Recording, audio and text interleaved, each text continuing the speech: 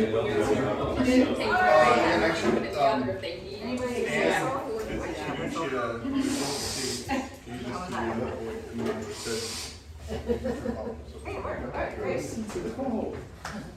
you all for coming. It is like amazing to see everybody in person and to see this many people in my learning center. It is a little cozy for this number of you, but it is amazing to see all of you in person when we're so used to seeing each other virtually.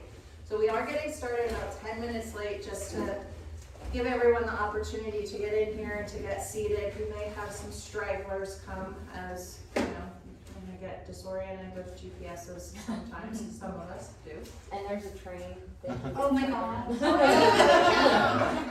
I forgot about that. It's boiling springs. There's certain trains all around. So it doesn't matter which direction you go, you get a train. Yeah. So the first part of our session, our workshop, will be in here just to review a couple of reminders and focuses. Then we will break into groups and we will enter some of the colonies out back here. After we do our inspections out back, the groups will return back in here for the last half hour of our time together, and you will each give a 5-minute update within your groups, so that you can just share, you know, what you saw. You know, some people are great with public speaking, and that's all right. With the 5 of you, you can kind of bounce it off of each other. If there's one person that doesn't mind speaking, they can do all of it. You know, it's up to you all to decide what works best for you. So, all right, I have my notes so I don't forget to mention anything important. This is the first of 3 workshops. The second workshop will be here next month on June 28th. It might be here, it might be at Dickinson College. We have not confirmed exactly what our topic is going to be. We're considering splits, we're considering other topics. If you have a particular interest as far as what you want to see in that workshop, please let me know. Our third on-site workshop will be in September. The first Saturday in September, which is September 6th, we will actually have a local honey judge here, Valerie Hawkins. If anybody knows Valerie Hawkins, she will be going over what's quality honey, how is honey judged, and we will also have someone going through the judge process to learn among us. I don't know if you want to say who you are among us. It's probably you. No, it's you. But she was in the same class I was in, so it's actually.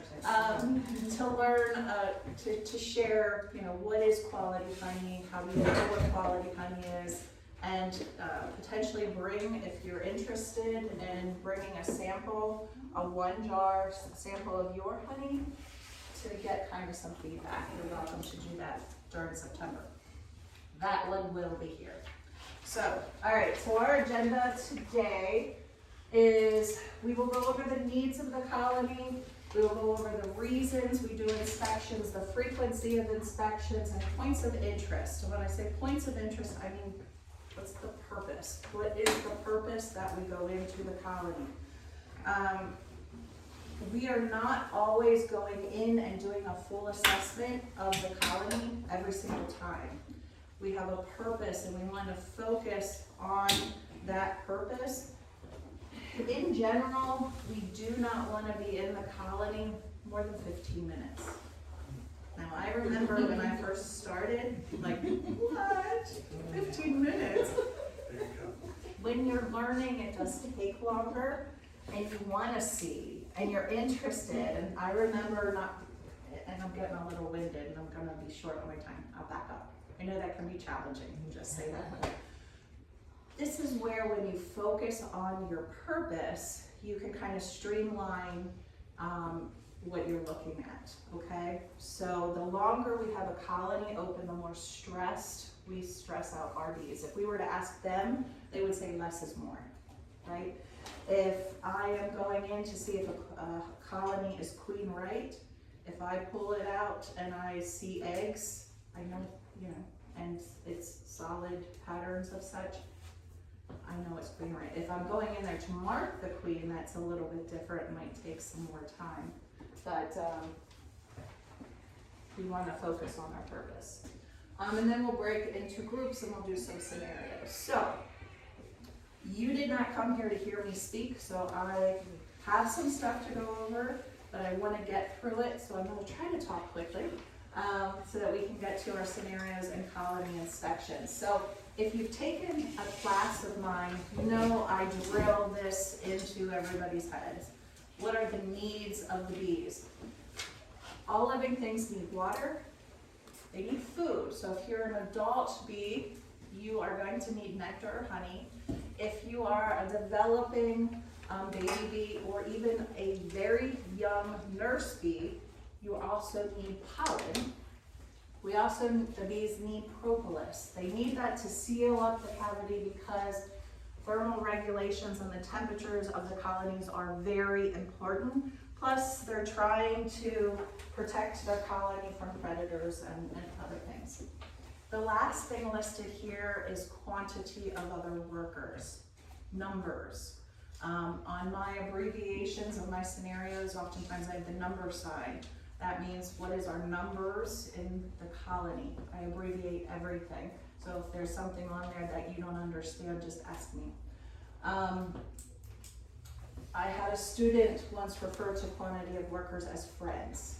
We need lots of friends. So in order to get all of the resources that they need a lot of help. And to get through the winter, they need those numbers to be able to cluster. Another foundational building block that we need to keep in our minds as we're doing inspections is the life cycle of the honeybee. All 3 casts are eggs for 3 days, then they're all larvae for 6 days, and then they branch off as far as how long they are packed. But this can be helpful as far as the timing of doing inspections. When do I need to come back in to see if that virgin queen has emerged? When is all of this brood going to emerge so that I know I have extra space to provide to them? Not too soon, but soon enough. This timing can be helpful for you to make decisions as you're doing inspections. As far as frequency, we can go over the timing as far as how frequent you should go into colonies, but the important thing with this is to know why. Why are we going into colonies every 7 to 10 days in the spring? Well, there's a lot going on in the spring. We have the nectar flow on, so the bees are happy. They're bringing in lots of nectar, turning that into honey, so we need to make sure we have enough space. The queen is laying tons of brood, so we want to make sure we have enough brood space. If we don't have enough brood space, they're going to swarm, and then we're going to have a queenless or remaking a queen colony. So for all of those reasons that come to the top of my mind, that's why we're in there every 7 to 10 days. There's a lot going on. Once the nectar dearth hits, which in this area is generally mid-June, we are ahead of schedule this year, so is it right around the corner? Is it next week? It very well could be. How do you know that? How do you know that the dearth is closer than you think? Well, I know that they're ahead of schedule. Has a lot to do with some of the plants and when we routinely see them, and the longer you do beekeeping and the notes that you take, you can compare them to prior years. When was black locust blooming last year? When did we hit the nectar dearth last year? Are we ahead or are we behind? Right? We were about a week and a half ahead this year with black locust, but the rain was right on time. It did rain and the black locust was here. So my guess is a week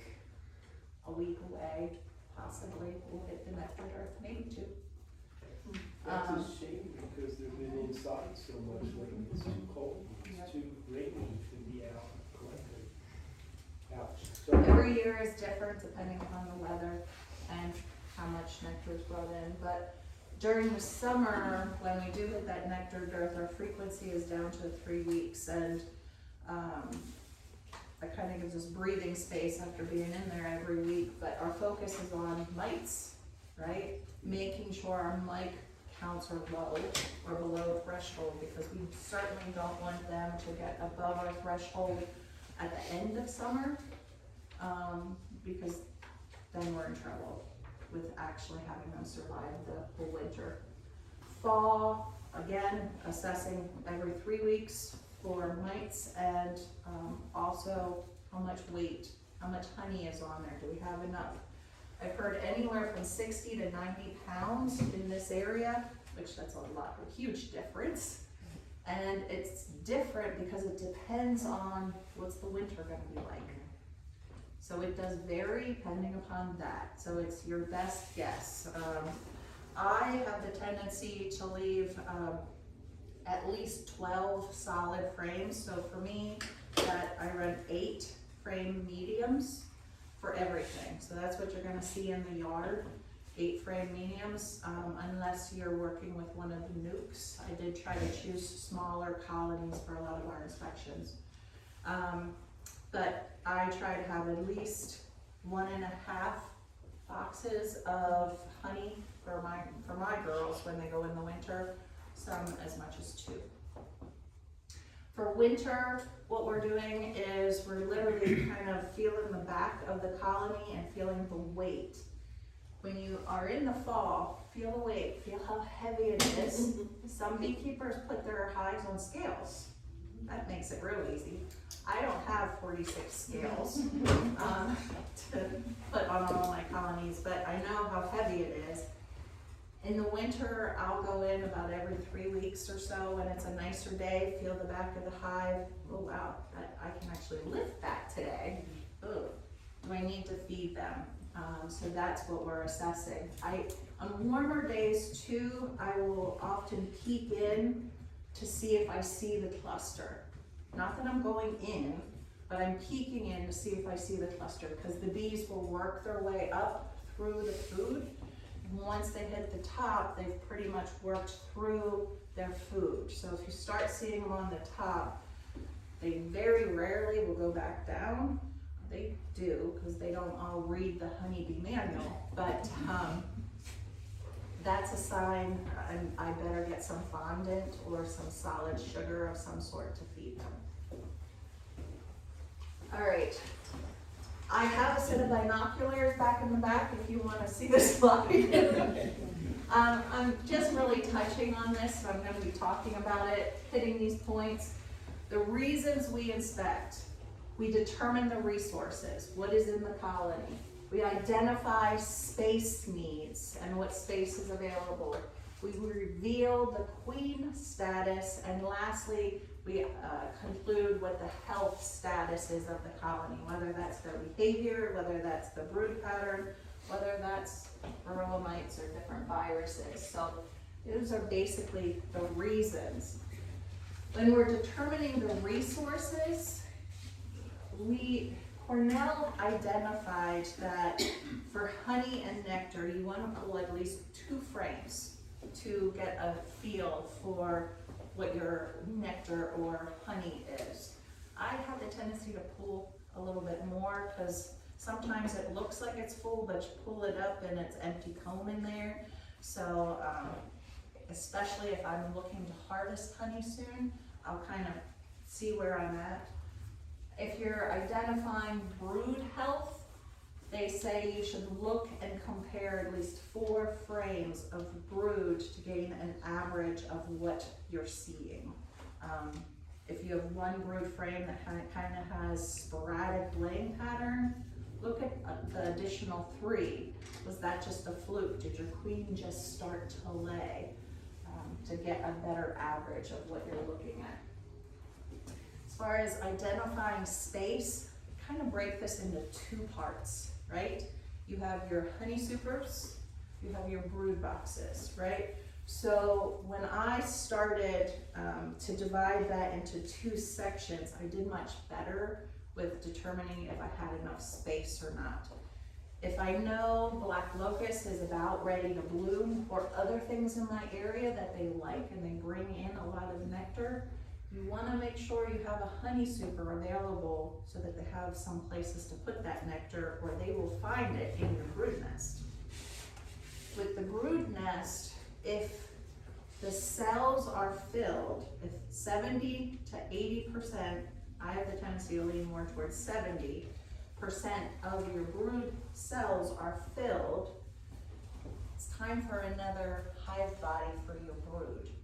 And when you first start, it can be a little tricky because you don't have drawn comb, right? You have these empty foundations where the bees sometimes won't see that as additional space because it's not usable yet. They have to do a lot of work to draw out that comb. So there's different kind of, I'll say, tricks or techniques to help them or encourage them to, draw out those frames. And I'm gonna contradict myself here, but I have a reason.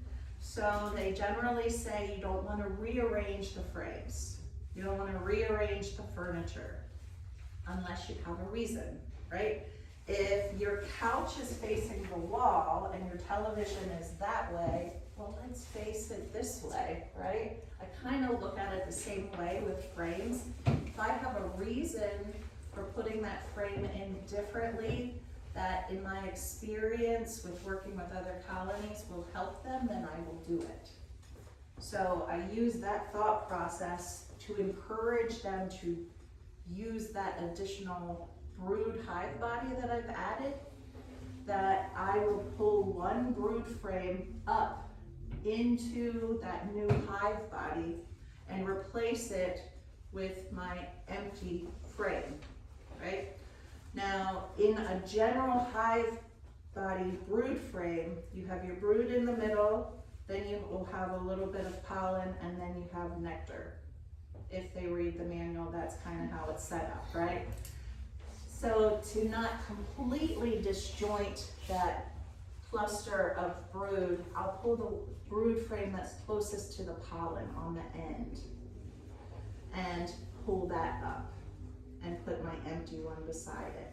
That encourages them to draw out this empty frame that I've put in their brood box, and bees have to follow that frame up into your new box, and that will encourage them to draw the frames beside it as well. So that's kind of a technique, especially if you have empty frames of undrawn comb. If you have the opportunity that you don't have enough drawn comb, if there is a beekeeper that you trust, or you know that there aren't pathogens on drawn comb that you can purchase, that will help move your colonies along, but you want to make sure that those don't have any other pathogens on them. Not spending a lot of time on this as far as revealing the queen status. We know the queen is the most important bee. Without the queen, there is no sustainability as far as that colony, but this can be a purpose of why you go into that colony. How is the queen doing? Is there a queen there? And lastly, a purpose as far as the overall health of the colony. You know, making sure that we are doing those mite checks is one of the most important things that we can do. And that's why I have you turning in that report every month. As we bring these together, there is a balance when we are focusing on the colony. If there's too many resources in that colony, if they're, just booming with resources, it's going to impact the space, right? They could become honey bound, which means the queen doesn't have a place to lay, or even pollen bound, that the queen doesn't have enough place to lay. I've seen colonies where they're pulling in the pollen, the hive beside it has no pollen, but my whole first layer is full of pollen. I'm like, there's no place for my queen to lay. So I'm removing some of those frames and sharing the wealth. Space, if we give them an additional hive body too far ahead of time, we're giving them too much space, it invites pests to come, your hive beetles, your wax moths, or it creates your colony to spread out so much that it slows them down because they're guarding that extra space that they're not quite ready to do that. But if we're not on time with space, your brood body is gonna get congested and they're gonna swarm and then you're gonna be queenless. So, balance. It's a lot, right? What is tipping the scale? So, all right.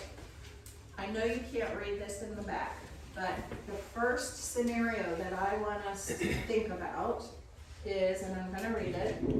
Of course, we're looking for patterns of change, and this is why we take notes when we record in the colony.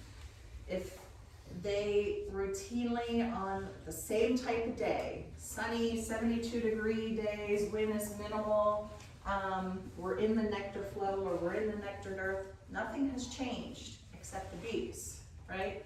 We had 50 bees coming in the colony within a minute, now we have 15. Something's different. What? Why? Right? Something's changed. We're looking for patterns of change, and we, as the stewards, are looking to kind of equalize and balance out those needs within the hive, but through a focus of what is our goal. Is our goal to promote honey production? Is it to increase the number of colonies we have in our apiary? Is it to keep colonies smaller for educational purposes? There's a lot of different goals that we have. What is your goal? And that is going to help define what actions you take to balance or equalize out your colonies. All right, so our first scenario is a queenless hive, or QL. I abbreviate everything because when I'm in the colonies and I'm writing notes, I don't want to write a dissertation. I'm hot and I want to get out of the colonies soon, so I abbreviate. So on the scenarios that you will get in a couple of minutes, if you see QL, it means queenless. If you see QR, it's queen right. QC means queen cell. B means brood, L means larva, E means eggs, H means honey, N means nectar. Did I miss one? E means pollen. E means pollen. She's gonna say that. So this is cards. Cards helps me on occasion, so thank you. Can I ask a question? Yes. Your QC, is that a cap cell or a char cell? So that is a very good question. And so I use QC to indicate that there's a cell, there's a queen cell. And sometimes I remember to put that it's capped, other times I don't. I should actually have an additional letter there. QCC for queen cell capped. I haven't started that yet, but there's a good possibility. That's just my method. All right, so scenario. Colony is queenless for the last 2 to 3 weeks. You are looking to have it reestablish its queen, right? At least that's the plan. Note to self, right? Worker bees during the spring basically will live for 6 weeks. So 2 to 3 weeks, your bees are going to start reducing in number, right? That's just normal because they're not being replaced. What is your solution? When I say solution, what is the action that you might take to help equalize this? And it's going to depend upon what your goal is. So not everybody's answer is going to be the same here. I came up with 4 different potential answers depending upon goals. So if you want to take the next 2 minutes to just talk amongst your tables or pair up. Yes? Queenless how? Like, there's been no queen cells, no anything, it's just, there's no queen there? There is no queen there, there had been a QC in there. There had been a queen cell? There had been a Okay. cute, yes, cute queen cup, yes. Queen cap, a cap. We take it really good. I was just reading. But don't kill her. If it wasn't don't let her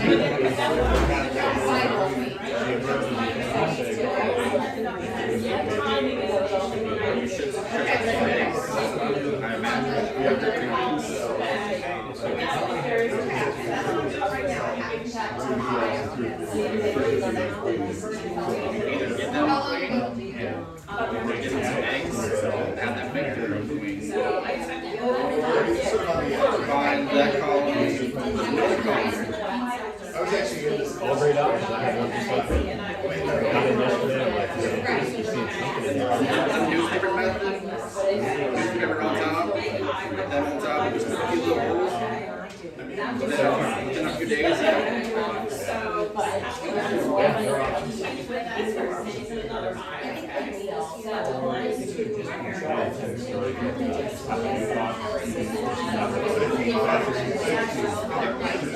Never had Research on the double-sided canoe. There's small frames on each side. So I had the second floor guys. Two frames on each side. They're separated.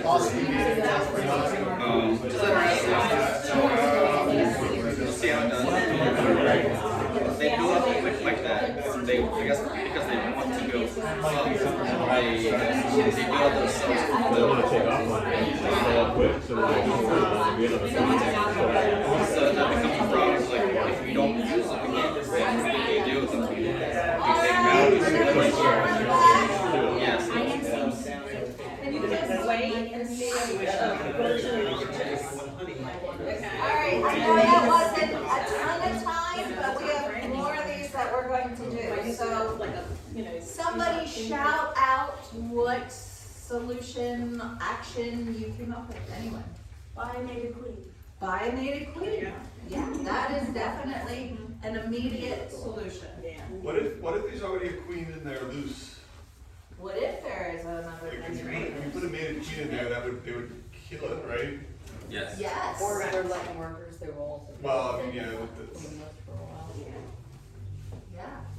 I guess we went with wait another week to see if the queen is mated and, So you would wait another week. Would you do anything else or just wait? I mean, look inside, look for eggs, do a pretty thorough check for eggs. See if there's any bees bringing in pollen. Yeah, Why pollen? because that means they're feeding larvae. Or Okay. they're probably feeding larvae. Probably a queen because she's laying eggs and they need to feed. You guys are stealing my thunder because I had something else. I'm sorry. Alright, what is another potential action?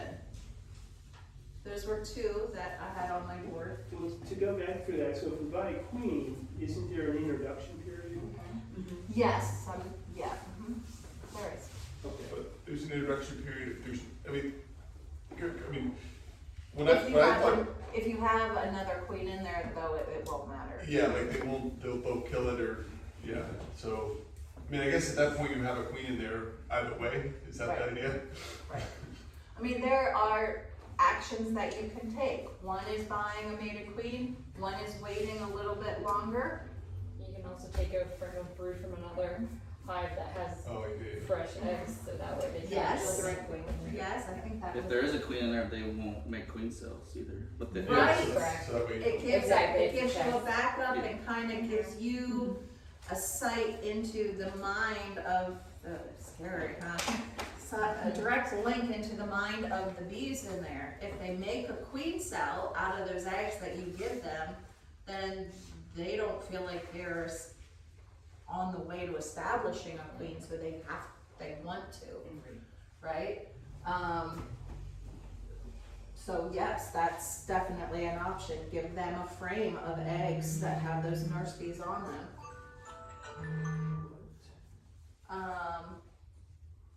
You could also simply merge that colony with another one, right?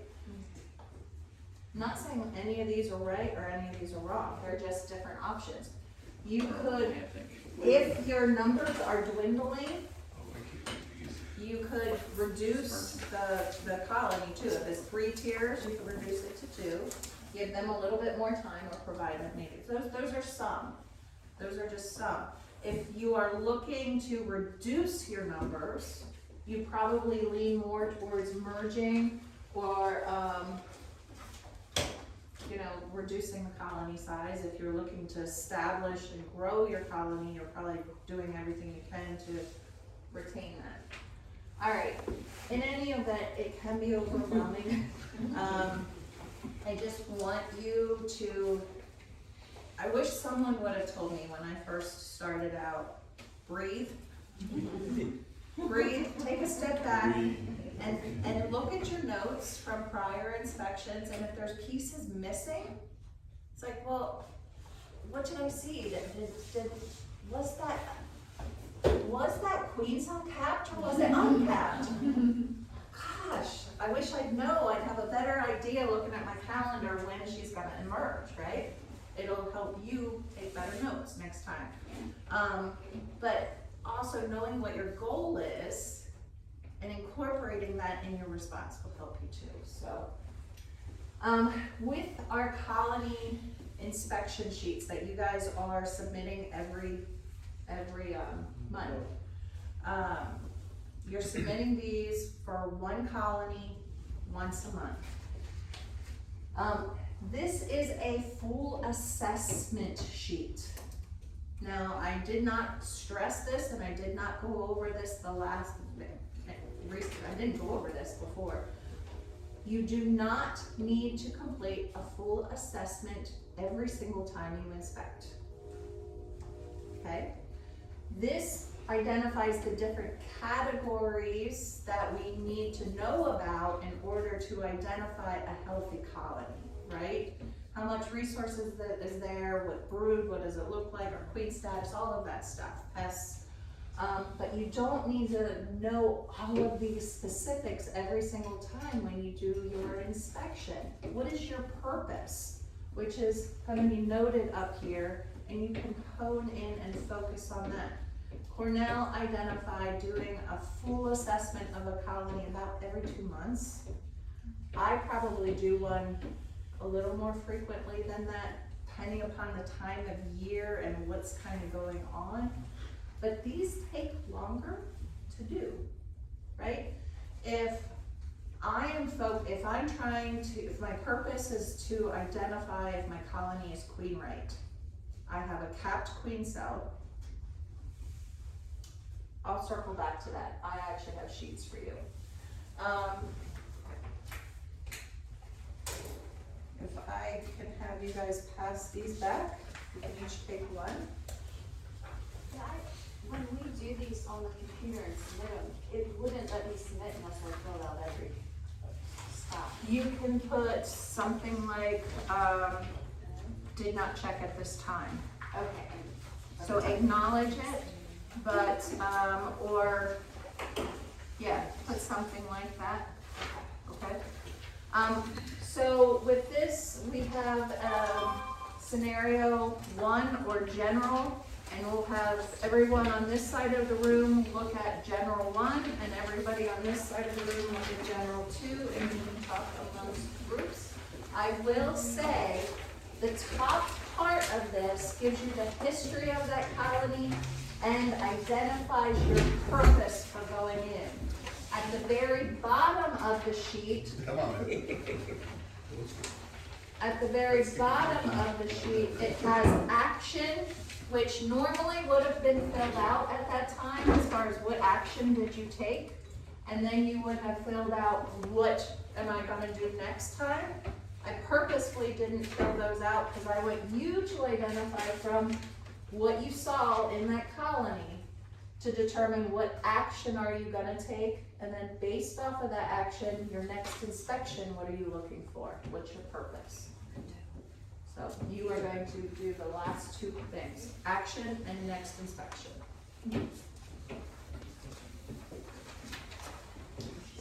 And you can work in groups if you want to do it. We'll give you just a couple minutes. I'm looking at the cookie outside. You said, So basically the queens are our intention is to sell them. And 10% I guess how many keep it slow, help our babies out.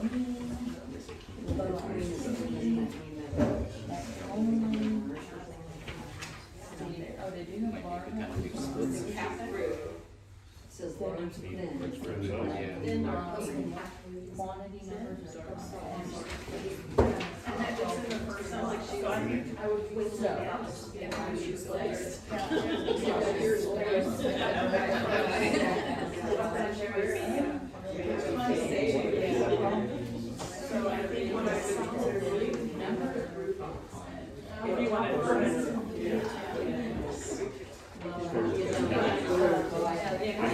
Because it seems like all this out.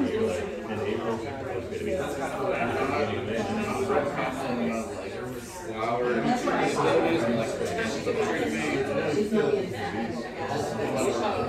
like right now we got these black raspberries and they look like we all are main versus behind them.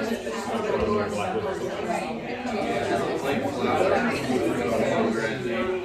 I took it up with them too often. We didn't have any around us. Say some of the flowers to be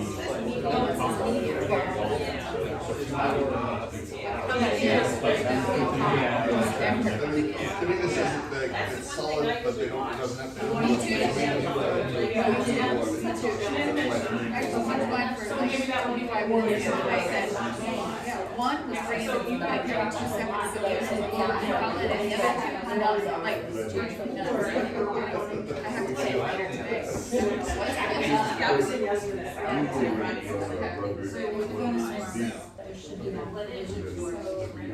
Right, so we're not swarming yet. I have 2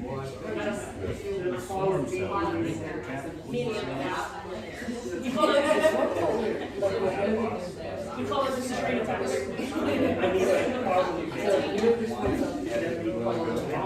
That's a cause already.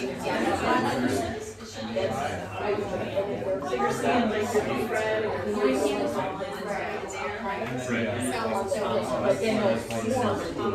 It didn't have. But not necessarily. Yeah, the external meetings and those coming in. All right, I'm gonna call us back to order. So with the first scenario, general one, what we had was a pretty large hive. It was 5 hive bodies tall. We were routinely going in for a health check, but what we found was that we had 12 swarm cells. So on this side, we're not going to spend a whole lot of time, but on this side, what are some of the actions we might take? Pretty similar than what we just went over. So either you can go get a new queen and kill all your swarm cells that are down there. You can wait for the swarm cells to hatch. You can, well, you can test to see if they have one of the swarm cells that have hatched, or if you can see how it's chewed out. And if not, you can take the other from brood, see if they start getting another queen cell, those sort of things. It sounds like you have improved this before. We had a very rough year last year. Last year? Who has had that rough year this year? All right, yeah. Now, do you reduce your swarm cells down? So we did, it was last year was the first year when we started getting all these swarm cells and stuff, and we ended up doing it totally wrong, because then they filled in all of the empty spaces with honey. They were honey bound, and then we tried to replace the queen. They were killing queens. They were laying workers. It was a mess. It was a learning year. Yeah, We were but killing queens ourselves. yeah, it was not very good. But we learned from it. Wow. And You should be up here. we definitely, I think we were smashing queen cells once we thought that, well, when we got our purchased queen, then we were killing the swarm cells. But they were killing her and making their own queen cell again, because we were taking the brood frames and putting them in as well, so then they were making more queen cells. But it's Fun. What about over here, the second scenario? This one, well, what is this one? This is the best. Do we have an old queen? That's a question. This is a green queen, so she's a last year queen. And she's thin though. She's She's what? fading. She's thin, you said. Large, thin. Last year. Last year. We were wondering if she was thin in swarm preparation. Ooh, that's a good idea. It wasn't They on. do It put was them on there. diets for a couple days. I didn't think of it. I thought of that. Not me when you said that. That's right. So,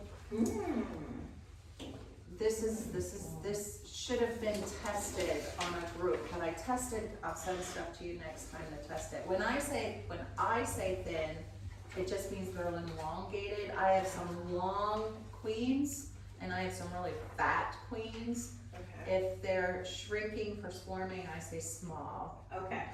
Sorry, that's my terminology. I should have tested it. So in this case, there's 4 hive bodies, 3 of them are full of nectar honey. The bottom one, there's no more space for her to lay. They're gonna start, 5 minutes, okay. They're gonna start to becoming honey bound, right? Or they're gonna swarm, right? So they could make that thin queen small, right? Yeah, so I got it. So it's just a matter of space. Wouldn't they start to, wouldn't we notice a swarm cell? If it's all brood, nope. if it's This all year brood, I- she's gonna go back and lay and then, This year I didn't have the swarm cell before mine swarmed. Last year I had like 10 of them before they swarmed and I went in and cut them out. But they swarmed like 4 times last year. So it's like this year's completely different than last year, so I don't know. yeah, they But won't, I had no swarm cells, I think maybe 1 queen they pop will if I not, was lucky. they will Yeah. not swarm, they won't swarm unless they have a way to replace the queen. So there was probably a swarm cell Probably that one you there that didn't see. I missed. Unless they're gonna abscond, then they just all leave. Yeah. These guys- So there's probably was a swarm cell in there that you didn't see, that's a prerequisite, they won't Yeah, swarm okay. without Well, that. why did they do that? You come back and your hive's empty, where's these go? There's no death, there's no nothing, they're just. Yeah, well, if you had hive beetles or bad pests and stuff like that, they Unionized. all get There is something in that nest site that they do not like. And it could be that it has nothing to do with the nest itself. Maybe, you got a lot of noise pollution, light pollution. They're very sensitive to odors. So maybe it's something close in that environment that's disruptive to them. Right? All right,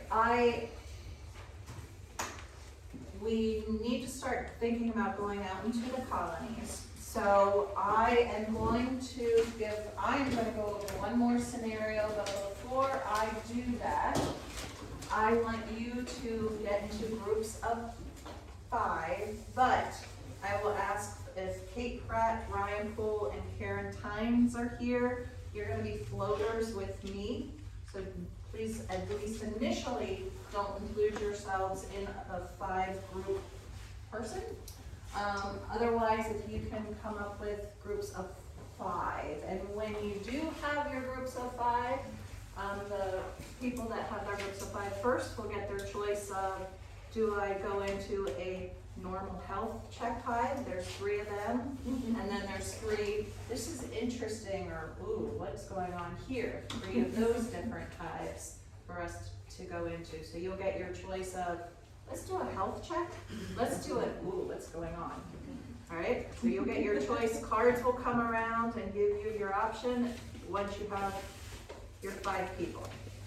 Raise your hand. You guys can do it. I can go with somebody else. Anybody Go with somebody. We're good, we got. Yeah. Oh, Yeah, that'd be fine. Yeah. You okay? Oh, thank you. I don't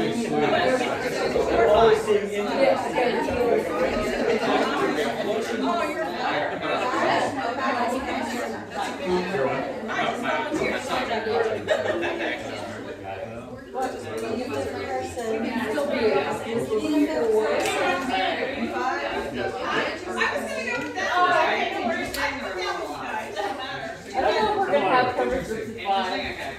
Yeah, I don't think so.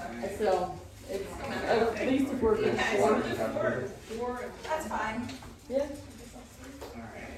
You want 6 groups, is that what? 6 groups, 5 groups. Somebody wants to join us for 4. C.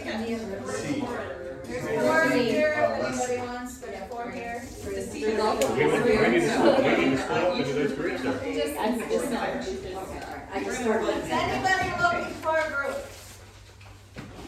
No, okay, so group of 4, group here. Perfect. Alright, so up from the back. Alright, so, we are, Yes. oh, awesome, okay, so interesting or normal? I don't care. I'll let the rest of the group say. Alright. These groups have a preference of Alright, yeah, we'll take interesting. Interesting or normal? We'll take it.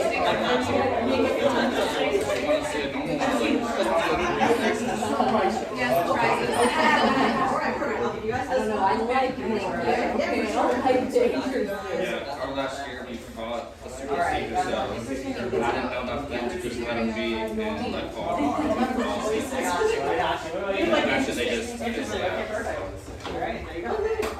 this year I feel like, alright, just leave that alone. Pretty good, right? Come back and see what happens.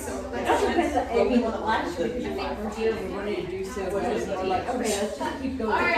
Getting into and stuff like that.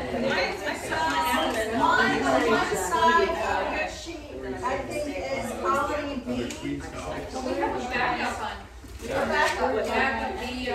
Yes. I wanna go over that one real quick. Sorry, am I supposed to hand it out? Oh, who's the same for that? I just wanted to hand it out. So the scenario of backup B, is one I am just gonna verbally go over, all right? So in this particular case, and this is how, when I say 15 minutes, this is how when you concentrate on your purpose, you can make your inspection really short. This is an example. In this case, this colony, I actually sold a nuke out of, right? It was 3 hive bodies, so it was pretty robust. I sold the queen and a bunch of bees out of it. Now there were some BLE, brood larva eggs, remaining in that colony, so a week later on 5/18, I went in to see if there were any queen cells. I liked the genetics of this colony, so I wanted them to establish a daughter. So I went back in to see if they had queen cells. They had made about 12. I reduced it down to 2 and moved those queen cells to level 1. I prefer to have those queen cells on level 1 because there's more room. If they draw the queen cell way out, it has less potential of being disturbed or damaged. I also, you'll see this as you get in, the colonies right all over my frames. So I write QC on my frame in level 1, so I know exactly where to go. So I don't have to sift through my frames because I'm not gonna remember, right? So on 5/18, I moved those cells to the bottom. So my purpose for going in this time was at the next inspection at the very bottom, it says post 5/29 because I've looked at my life cycle and I know my queen's going to have emerged by then. If she is going to, I want to go in and see if I have an emerged queen cell to indicate to me that I have a virgin queen in there. Is it always a good idea to go in to check to see if you have an emerged queen? No, not necessarily. You really don't want to disturb your colony too much when you have a virgin in there because you don't want to give them a reason to reject your virgin queen. Never mark your virgin queen, by the way. I've done that. They usually just reject her and she never comes back, at least in my experience. I usually wait until I see them at the larva stage before I mark them.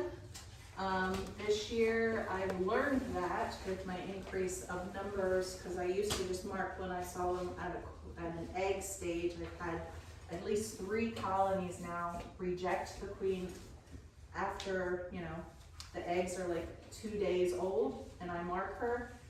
I am now waiting until I see larva. That was a side note. But there's a reason, for whatever reason, I want to go into this colony and just make sure that this queen has emerged. So what I do with my inspection is first I look at the entrance. And I'm looking to see, you know, initially there wasn't a whole lot of activity, because if you have a queenless hive, your activity on the exterior has the tendency usually to drop down a bit.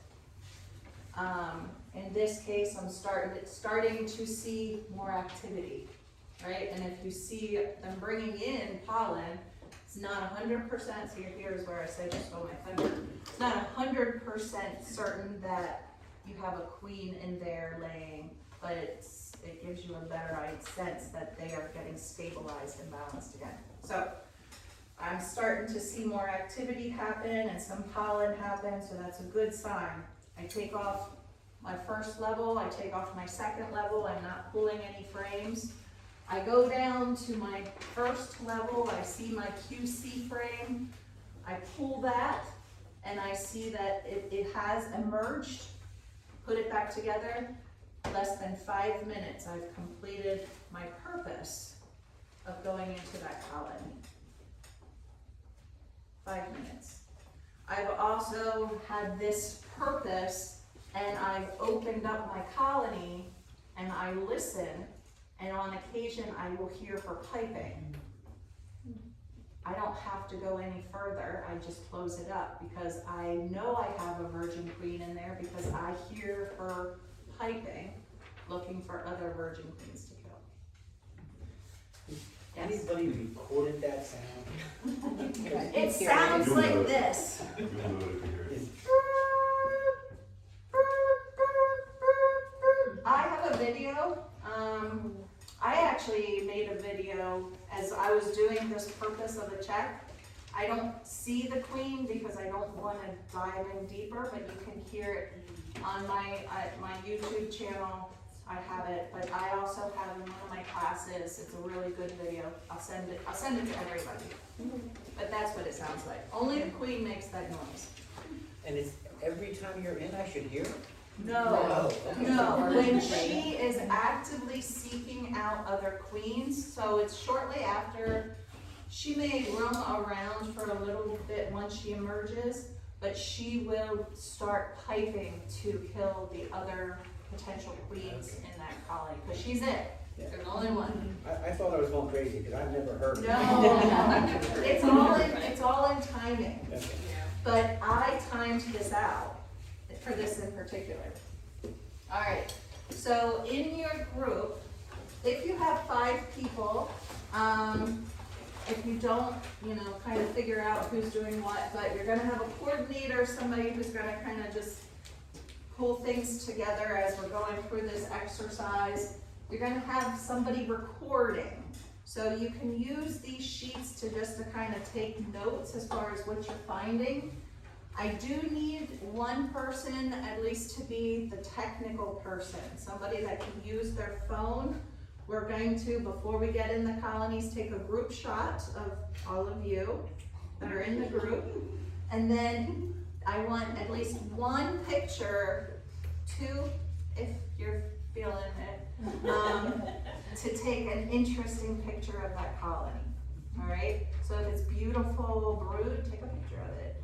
If it's not beautiful brood, take a picture of it. All right, Cards, my technical person, I am going to ask that you, the technical person, send those pictures to my email. So if you're the technical person, I'm going to give it to you.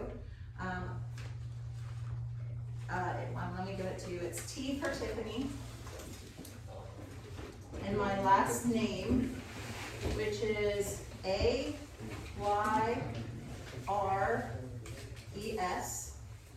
number 777, there's 3 of them. Is it the number or just S7? Not the simple number, The number 7, but not, Alright, not yeah. there's 7. I could be. So it's 777, TAYRES 777@gmail.com. So if you are the technical person, you are sending me your group picture right away, and then you're going to send that interesting picture, because Cards is going to make the Google Slides for your 5 minutes of fame up here to show what you're seeing in the column. The last 2 people, or maybe 1 person, will be the prime person handling the frames out there. Okay? So, we'll want to grab our gear and we will take your pictures on the porch, and then you can head off. Cards will direct you where we're going. I prefer